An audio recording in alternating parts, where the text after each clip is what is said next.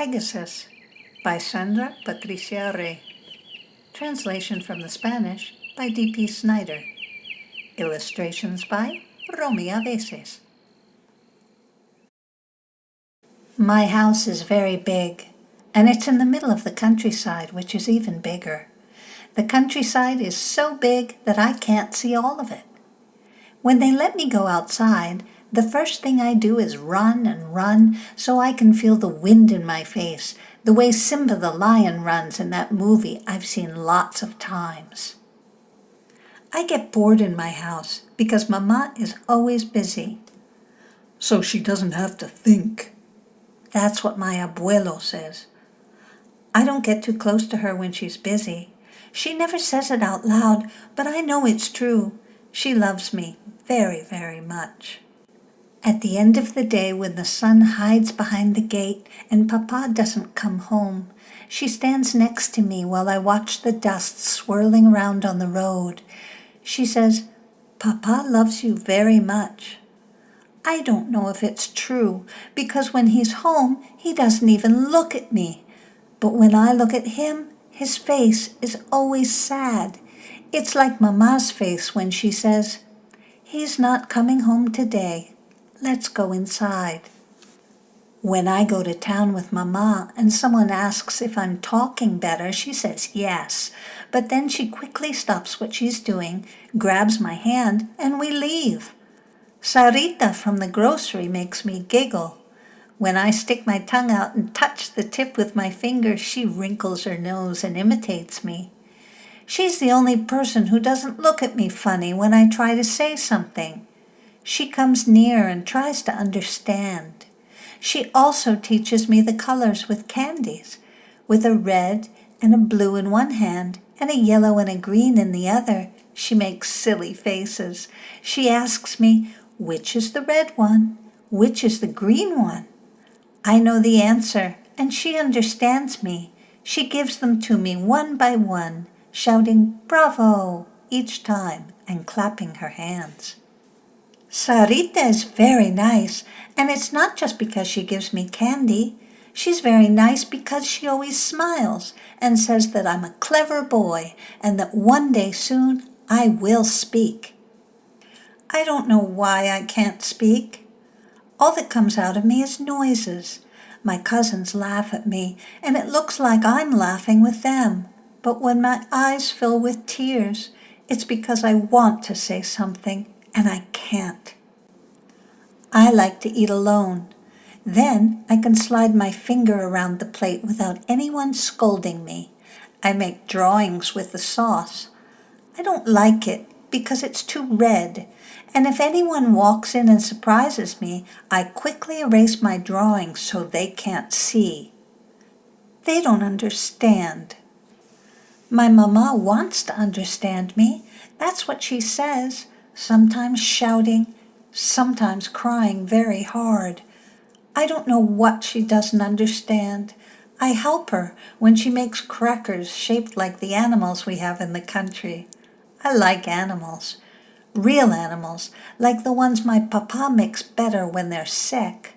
I can only look at them from far away because I'm not allowed to be close when he's with the cows and the horses.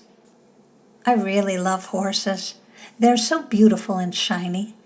I like to watch when Pedro cleans them with a brush that looks like it has teeth. Pedro is the man who takes care of the horses and takes them for walks, and he lets me help.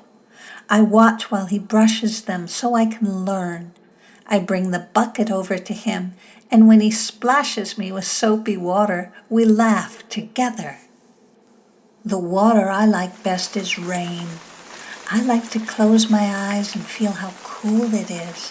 I like to climb up to the little house in the big tree to look up at the sky right after it rains. The sky gets so clear at night that I can look for the stars that Abuelo shows me. When it gets dark and Mamá finds me up there alone, she gets very cross. That happened not long ago. I came down right away because she was calling me, but when I tried to tell her that I had seen the flying horse stars, Those weird sounds came out of me again, and she didn't understand a thing. She had a frightened look on her face when she told me to be careful. How many times have I told you, you could fall? I don't know why she says that. She knows that Abuelo taught me how to climb the ladder and that I never fall. I never fall because I hang on tight, and Abuelo says I am a very strong boy. Sometimes I hear when Mamá asks God why this happened to her. I don't know what happened to her, but I go hug her because I can tell she's sad. Then she becomes very still, like me when my tío scares me. He's a doctor just like my Papá, but he helps people instead of animals. When he visits, he argues with Mamá, who's his big sister. He talks about operations, and she makes him be quiet. She says not to say such things when I can hear. She tells him that later I have bad dreams. That's true. My Mamá always tells the truth. But he just laughs. He hugs me and spins me around, and he tells her not to worry. He says I don't understand anything anyway. Who told him that I don't understand anything? Grown-ups sometimes don't understand that I do understand. It's just that I can't talk. Like Mamá says, I'm scared of blood.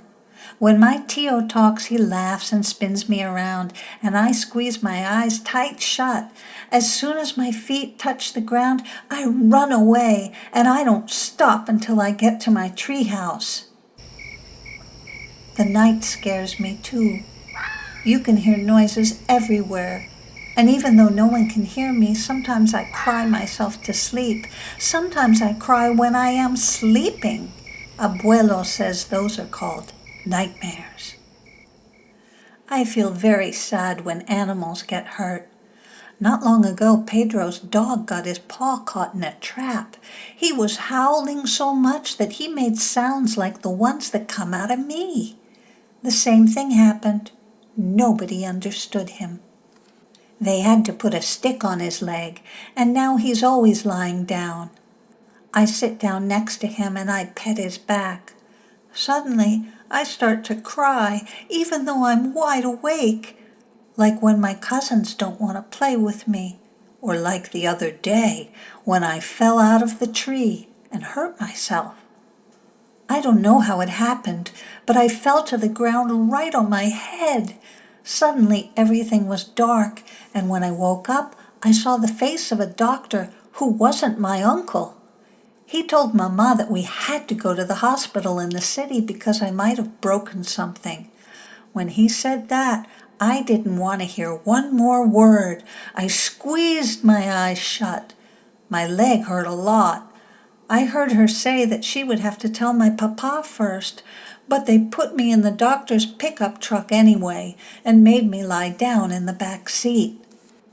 He went away on a trip, but he's coming back, said my Mamá. I don't know why she said that. Even though he doesn't sleep at home sometimes, my Papá is not on a trip. I didn't want them to take me away either. I squeezed my eyes even harder and hung on tight to the corner of my sheet with the pictures on it. My nose tickled because I wanted to cry and because I wanted to tell Mamá I was scared, but I couldn't. I couldn't say a single word, so I started to cry. But that time it was different. Mamá started to say sweet things to me, so I stayed very still to listen to her. I kept my eyes shut and I repeated her words inside my head.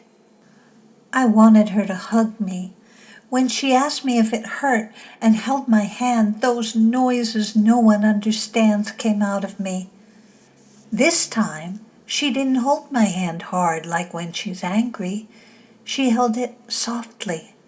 I wanted to tell her not to worry, that it didn't hurt so much anymore. I wanted to say anything at all, but not a single word came out. Sana, sana, culito de rana, si no sana hoy, sanará mañana, she said. Get better. Get better, my little froggy bottom. If it doesn't get better today, it'll get better tomorrow."